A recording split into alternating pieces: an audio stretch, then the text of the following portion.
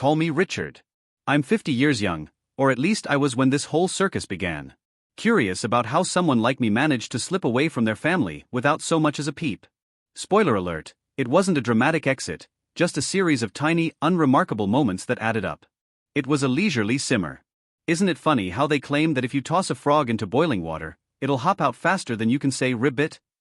But if you gradually warm the water, it'll just lounge around until it's a gourmet dish? Talk about a slow cooker with a twist.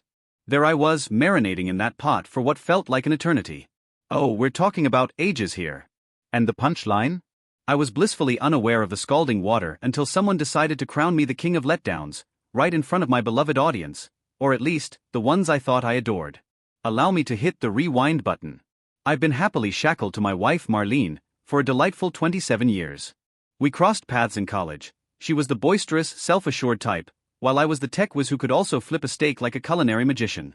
After tossing our caps in the air, we decided to add a little more chaos to our lives with the arrival of our daughter, Olivia, a few years later. Son, that my universe spun around. I may not have been the dad of the year, but hey, I showed up. Ah, the grand spectacle of every recital. Ah, the annual dance with the flu. Ah, the annual spectacle of college move-in day. I toiled away in a steady IT gig that I never adored, but hey, someone had to ensure the lights didn't flicker out, right? Marlene was a stay-at-home mom who dabbled in selling essential oils and later ran a women empowerment Facebook group that primarily featured gossip and a sprinkle of passive-aggressive Bible quotes. We owned a charming little abode in the suburbs, complete with a pair of cars and a canine companion named Max. On the surface, we resembled one of those picture-perfect families straight out of a stock photo shoot. Yet, beneath the surface, the cracks began to form. It began as a mere whisper. Marlene had a knack for interrupting me as if my voice was just background noise in her one-woman show. Initially, I chuckled and brushed it aside. Well, that's just her charm, I reassured myself. Ah, and let's not forget the jabs. If I dared to take a nap after work, she'd quip, must be lovely to catch some Z's after achieving the absolute least all day. If I forgot to grab the milk, she'd let out a dramatic sigh and quip, you had one job. Forever in that chuckle-laden pitch, the sort that made you question your own sensitivity if you dared to feel upset. I began to realize just how frequently Olivia would perform her eye-rolling act whenever I offered my sage advice, or how my brilliant suggestions were consistently overlooked at family gatherings, only to be echoed by someone else with a bit more volume. I wasn't exactly a victim, if we're being honest. I was merely a stand-in, a temporary fill-in for the real deal. A mere extra in the grand production of my existence. When my 50th birthday rolled in, I was bracing myself for a yawn fest. How about a dinner, a subtle cake, just an evening where I can bask in the glow of being noticed? Instead, they decided to pull off a surprise party at our place. It was a full house, Marlene's book club, Olivia's entourage, and even my elusive younger brother, Jeff, who only graced us with his presence when there was free alcohol on the table. They had streamers, balloons, a cheerful 5-0 banner, and a grill all set up with ribs and burgers that I was apparently the designated chef for. No one consulted me about whipping up a feast on my own birthday, but I just smiled because, well, that's my style. The crown made its grand entrance about halfway through the show. Ah, the brilliant mind of Olivia strikes again. A paper crown reminiscent of Burger King, sparkling in red and gold, adorned with bold sharp letters proclaiming, King of Letdowns. Everyone erupted into a fit of giggles. Marlene applauded as if she had just witnessed the comedic masterpiece of the century. Even Jeff leaned in and quipped, wow bro, that's icy, but you know there's a hint of truth in there, right? I chuckled as well. A brief, rigid chuckle. The kind that sneaks out when your stomach's doing the cha-cha, but you're determined to keep it classy. After I played the role of grill master, I became the official group photographer too. Hey Dad, how about you pick one of us for a change? Olivia bellowed. Oh, and let's not forget another one. Ensure everyone's on board with this little adventure. Not a single snapshot of me that night. Guess I was the ghost of the party. Not a single one. As the moment arrived to slice into the cake, a voice rang out, Hey Rick, time to make a wish. Hoping for a dash of charisma. Bring on the chuckles. My hands gripped the knife tightly, yet here I was, grinning like a Cheshire cat. I was practically a walking grin. As the clock ticked on and the last guest bid adieu, there I was, still elbow deep in the aftermath of the soiree. Marlene lounged on the couch, phone in one hand, drink in the other, and her toes enjoying the freedom of the floor. I inquired, so, did you genuinely find the crown amusing? She was so engrossed, she might as well have been in another dimension. I merely mentioned it was all in good fun. Cheer up, will ya? You've been wearing your feelings on your sleeve, haven't you?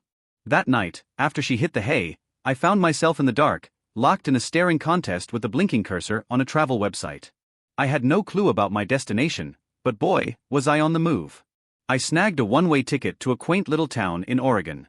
Adventure awaits, or at least a good cup of coffee. On a work trip, I stumbled upon a place that was so quiet and green, it could have been a scene from a postcard. And let me tell you, that little diner served up peach cobbler that was nothing short of a culinary miracle. I kept it light, just the essentials: clothes, my trusty laptop, a couple of books, and a few Macs for good measure. Oh, absolutely. I decided to take the dog along for the ride. It seems my exit was as subtle as a ninja in a library. No one even batted an eye until I vanished into thin air. I penned a little something. Nothing to write home about. Well, it seems my exit cue has arrived. It seems I've been on a lifelong quest for happiness, and so far, I've only found the exit signs. Look after yourselves, folks. Ah, Richard. I placed it on the kitchen counter right next to my trusty house key. Lo and behold, 2 weeks later, Olivia's post made a grand entrance on Facebook. A snapshot from her high school graduation, one of the few where I managed to sneak into the frame, accompanied by a caption that said, "If anyone spots my dad, kindly let him know we're sorry." We were blissfully unaware of just how much we overlooked him. All we're asking is for him to waltz back through the door. The comments overflowed with gasps and heartfelt condolences. Folks love to chime in with, "He always seems so quiet," or, "You never know what someone's dealing with." Jeff jumped in with, "Dude, I really miss my big bro, hope you're holding it down out there." The very same chap who referred to me as a doormat not once, not twice, but at least 3 times throughout the soiree. I chose to remain silent. Not quite there yet. I was caught off guard. Little did they realize, my departure was merely the beginning of a whole new chapter. Oh, we were merely scratching the surface. The beginning of an unexpected twist in the tale. I was merely perfecting my vanishing act. I had a little scheme brewing. As I perched in that pint-sized Oregon diner, savoring peach cobbler and observing the rain dance down the window, a light bulb flickered on inside me, finally snapping into focus. All those years of being the invisible man, the punchline in a bad joke? They thought they could pull a fast one indefinitely, but that's a tall order. Well, I decided to put pen to paper. Not merely jotting down thoughts, but truly crafting prose. All the marvelous mischief I had conjured up. All the things they had uttered. It all began with a little something called a list. Every single time, I've practically done acrobatics for them. Cleared Jeff's financial fog. Assisted Marlene's mom in finding her new digs at a nursing home. Joined forces with Olivia to tackle her car loan. Every last sacrifice. And then, voila, the crown. The confectionery masterpiece. The snapshots I managed to dodge. The punchline I was meant to chuckle at. But wait, there's more. I had the proof in hand. Actual proof in hand. Ah, the delightful world of emails. Ah, the delightful world of bank statements. Snaps of the screen. Oh, I had a plan all figured out for them. But that's a problem for future me. Just when I believed I had finally carved out a little breathing room, life decided to pull a fast one and turn everything upside down again. Well, that certainly took me by surprise. And that's when the roller coaster really took off. 2 weeks into my self-imposed exile, and I've finally begun to find my groove. Rise and shine, early bird. Stroll Max through the mysterious, fog-laden streets. Make coffee that doesn't taste like a charred disappointment. Pen it down. Feast your eyes on this culinary adventure. Peruse. Catch some Z's. Say it again. For the first time in what seemed like an eternity, my chest felt as light as a feather, free from the burden of those pesky invisible bricks. I wasn't grinning just to avoid a ruckus. I was as silent as a mime in a library. Ah, the kind of quiet that wraps around you like a cozy blanket, where even the crickets seem to be on a hush-hush mission. Not the kind that wraps you up like a burrito, suffocating and all. Ashbrook, the town I found myself in, was one of those spots you could easily overlook in the blink of an eye. Just one main street, a gas station that doubled as a bait shop, and a diner named Rosie's where every waitress affectionately dubbed you Han, all while the jukebox belted out tunes from the prehistoric era of pre-1985. I snagged a cozy little studio perched right above an antique shop. Talk about living in a time capsule. The landlord was a retired mechanic named Daryl, the kind of dad I always wished I had, minus the greasy hands, of course. Straight to the point. Yet charmingly considerate. He didn't bat an eye when I mentioned I needed a place in a hurry and handed over 3 months' rent in cash like it was pocket change. It ought to have sufficed. Just chilling in my cozy cocoon, mending my wings and unraveling the delightful mystery that is me. But then, lo and behold, the email arrived. The subject line read, "Urgent, concerning dear old dad." Guess who it was? Olivia, of course. I gazed at it for what felt like an eternity before finally giving in and clicking it. My finger danced above the trackpad, heart racing, while Max's tail thumped beside me like a laid-back metronome on a Sunday stroll. As I cracked it open, the opening line practically begged, "Please don't hit that delete button." At first, she claimed it was all Greek to her. The party appeared to be nothing more than a playful jab, a cheeky little roast to lift the spirits. Who knew the crown came with a side of pain? She clearly missed that memo.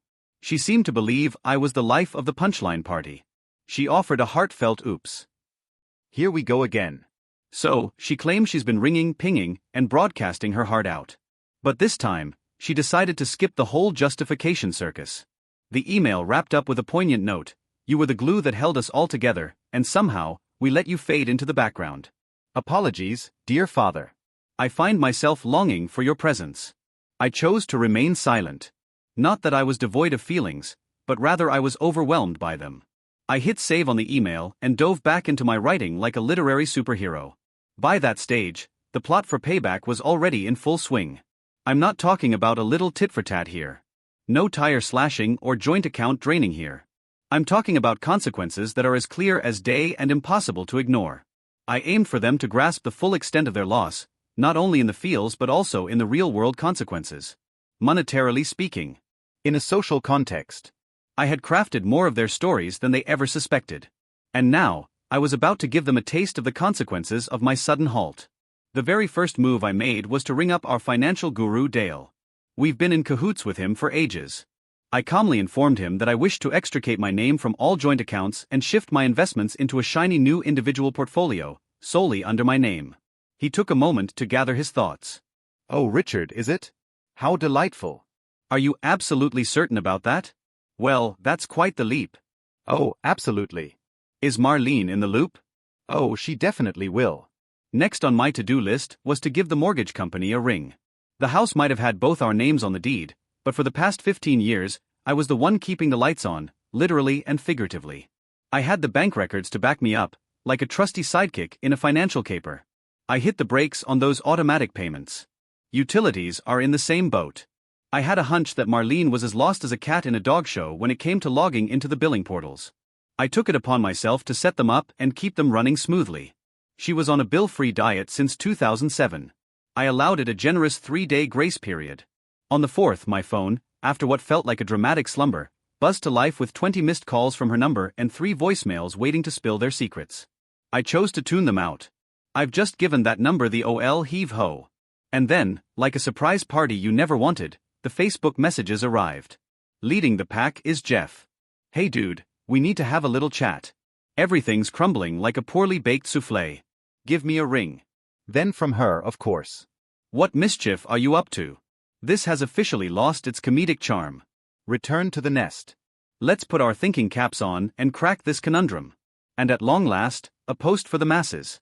Marlene, the reigning monarch of ambiguous theatrics, took to her social media stage. When a loved one opts to ghost their family instead of having a grown-up chat, it reveals a lot more about their character than yours. Get ready for the deluge of heartfelt messages from her church pals and multi-level marketing crew. However, what really caught my attention were the remarks lurking below those. Sure, the silent types. From folks I could hardly recall. An ex-colleague of mine. "I always believed Rich was destined for greater things. Fingers crossed he's making the choices that suit him best." Yet another one. "Oh, I witnessed the shenanigans at that birthday bash. It was far from okay. Marlene pulled the plug on that post faster than you can say, oops." And that's when the true chaos kicked off. Jeff, the perennial damsel in distress, who had grown accustomed to my superhero antics rescuing him from credit card chaos to car calamities, suddenly faced a plot twist when his loan application met a brick wall. Well, who knew? Co-signers actually have some significance. Olivia's car loan payments were merrily being drafted from the joint account, that is, until they decided to take an unexpected vacation. Her latest payment took a little hop and skipped right out of the bank. I assure you, I wasn't being a villain in this story. I finally ditched the baggage that nobody seemed to notice anyway. The moment of truth arrived a fortnight post-birthday bash. A certified letter made its grand entrance, having traveled from our old address to my studio in Ashbrook. Quite the journey, wouldn't you say? The message came straight from Marlene's legal eagle. She was putting in her paperwork for a little solo adventure. Oh, but wait, there's more. She was waving the flag of emotional abandonment, fishing for alimony, and making the case that her role as a stay-at-home mom somehow granted her the lion's share of our assets. I chuckled. I genuinely burst into laughter. Because I had a little secret up my sleeve that she was blissfully unaware of. I had been chronicling every little detail for ages. Not out of spite. Old habits die hard, don't they? Each delightful tax return. Each and every check. Ah, the ever-looming tuition bill. Every time I tackled her mother's leaky roof or rewired the laundry room, it felt like I was auditioning for a home improvement reality show. I decided to bring my own legal eagle on board. A calm and collected fellow named Arthur who preferred the company of facts over the theatrics of drama. Upon our first encounter, I presented him with a hefty folder brimming with documents and a USB drive, because who doesn't love a good paperweight and a tech accessory all in one? He let out a cheerful whistle. This is quite the deep dive. I'm a tech wizard, I declared. I've got a backup plan for my backup plan. Arthur flashed a cheeky grin. We crafted the case with the precision of a watchmaker on a caffeine high. Not to bring about her downfall, but to shine a light on the reality of the situation. Ah, the unsung hero of the household, juggling finances and emotions like a circus performer, all while being met with eye rolls and the occasional snicker. Quite the show, isn't it? Yet, as we geared up, a tiny corner of my mind clung to the whimsical notion that perhaps, just perhaps, something unexpected might unfold. A missive. A genuine expression of regret. Something that proved she got it, not just that I had left the building, but the reason behind my grand exit. Instead, I received a delightful ring-a-ding from Olivia. I decided to give my voicemail a little workout instead. Her voice wobbled like a tightrope walker on a windy day. Dad, the situation is spiraling out of control here. Mom's been having a bit of a meltdown. She's attempting to offload the house, but surprise. She can't do it without your John Hancock. Jeff's crashing at our place, and it's like a never-ending episode of a reality show with all the bickering. I feel like I'm in a game of dodgeball, but the balls are made of anxiety. Oh, do give me a ring, won't you? And then she leaned in, as if sharing a top-secret revelation. I think I'm starting to get why you took off. I found myself in a staring contest with my phone, and let me tell you, it was a real nail-biter. Max raised his head and gazed at me, as if he were expecting a royal decree. Ah, the moment we've all been waiting for. The pivotal moment. Because now, for the first time, someone wasn't merely groveling for my return. They were beginning to catch a glimpse of reality. And that signaled it was time to leap into the next adventure. It's about to get interesting when the pushed becomes the pusher. Buckle up. I hit replay on that voicemail a few times, and each word found a new cozy spot in my chest, like a cat deciding where to nap. Olivia's voice had traded in its usual peppy, dismissive flair for something quite different, the kind she reserved for when she labeled me extra or urged me to ditch my old-fashioned ways. Oh, but this time it was all about the gentle touch. Unfiltered. As if she was finally unwrapping a particularly stubborn gift. Ah, but the plan remains as steadfast as ever. Oh, I had Marlene all figured out from the start. She wasn't exactly the type to go around howling at the moon or anything. She was a real piece of work. The stealthy puppeteer. The expert in self-pity. She possessed a remarkable knack for twisting things just right, leaving others questioning their own sanity. You were so deep in the guilt swamp that you didn't even notice she was the one holding the paddle all along. I didn't merely stroll away from a marriage. I had successfully navigated my way out of a mental labyrinth. And now, witnessing her universe gradually crumble without my trusty beams of support, it didn't quite deliver the satisfaction that cinematic revenge typically promises.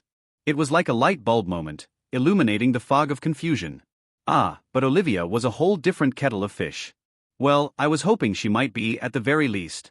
So, what about that voicemail? Ah, the inaugural breadcrumb has made its grand entrance. I wasn't quite prepared to return her call, but I pulled a move I hadn't pulled since my departure. I shot off a reply.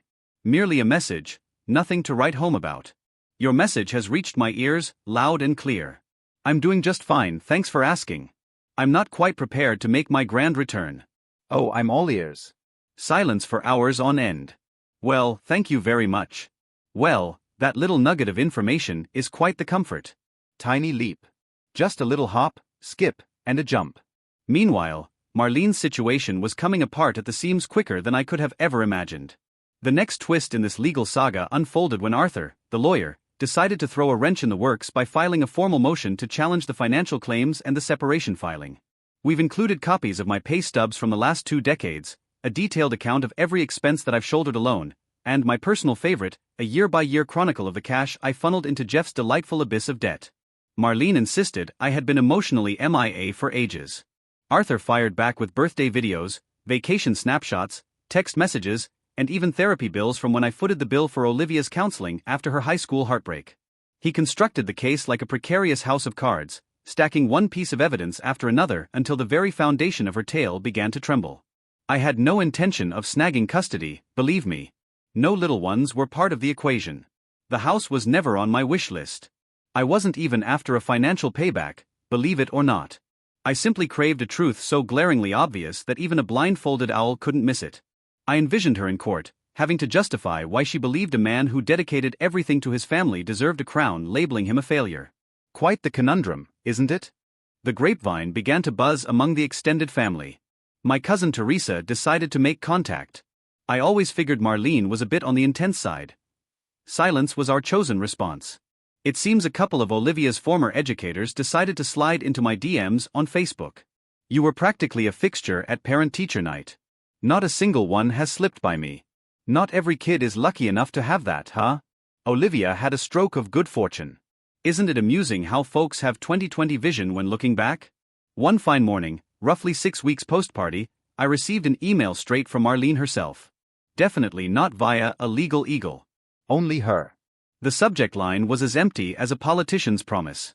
The email's body declared, "I miss you. Honestly, I'm still scratching my head over why you didn't just spill the beans about your feelings." That particular line. Just that one little sentence. It triggered a little spark within me.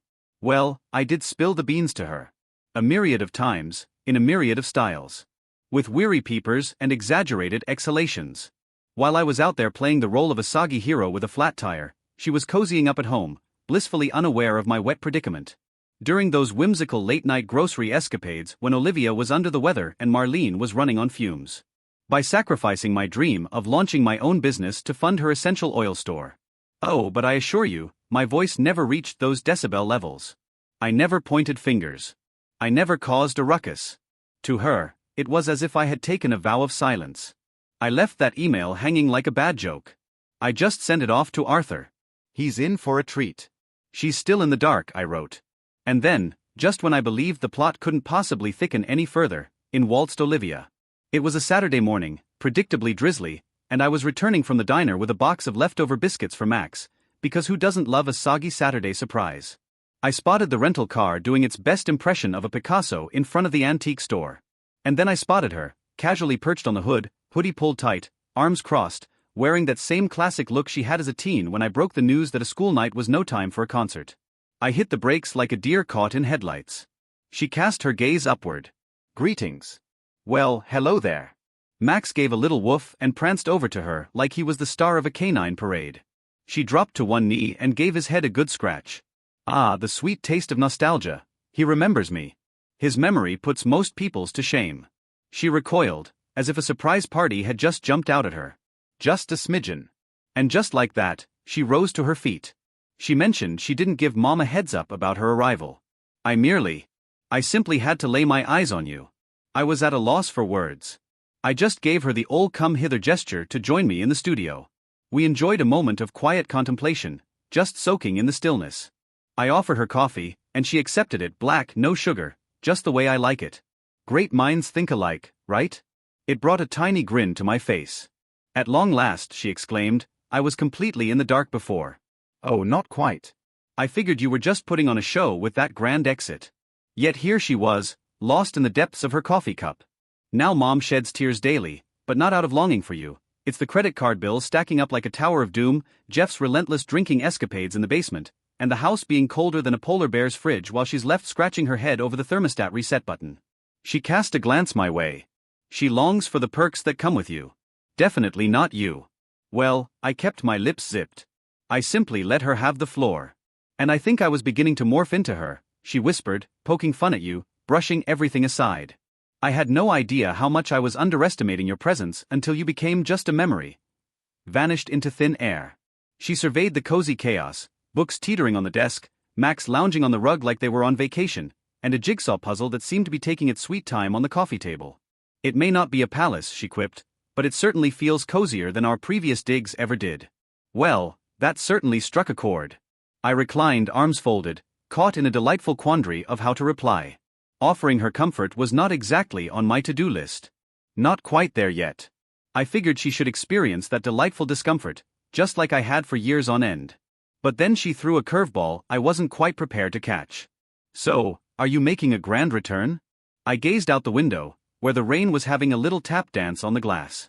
"Inhale slowly, exhale even more slowly. It's like a dance, but with your lungs."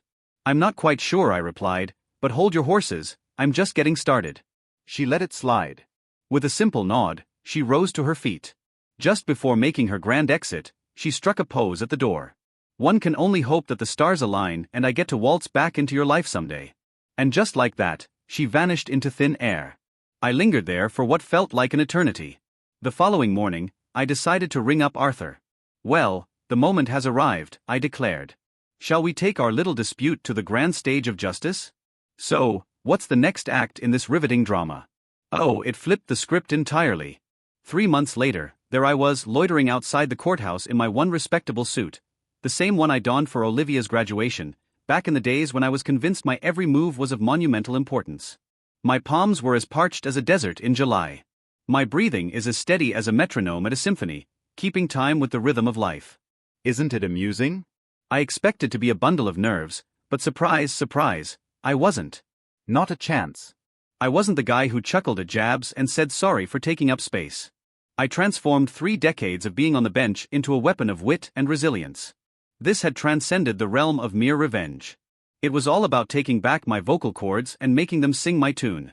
The courtroom was hardly a bustling hive of activity, just a handful of yawning lawyers, a court clerk fighting off a nap, and over on the other side Marlene, who seemed to be the only one awake.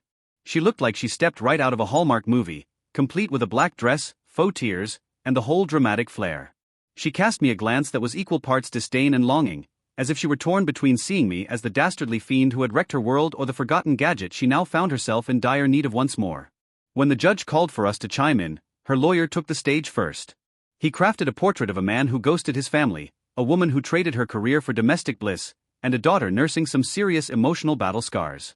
Marlene even gave her eyes a little workout at that part. I maintained a perfectly neutral expression. Then Arthur rose to his feet.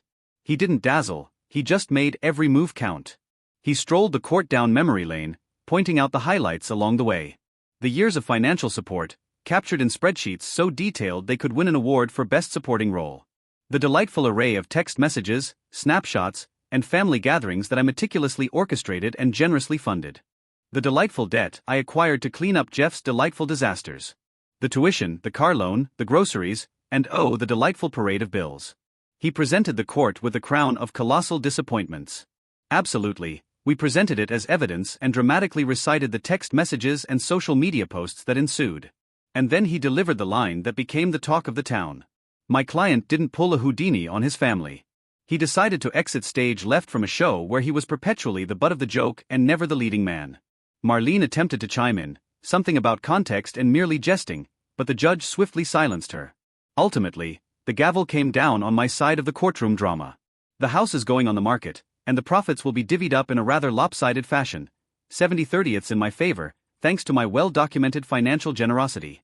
Marlene's plea for alimony was turned down, with the reasoning being her apparent reluctance to join the workforce, despite being perfectly capable and in good health.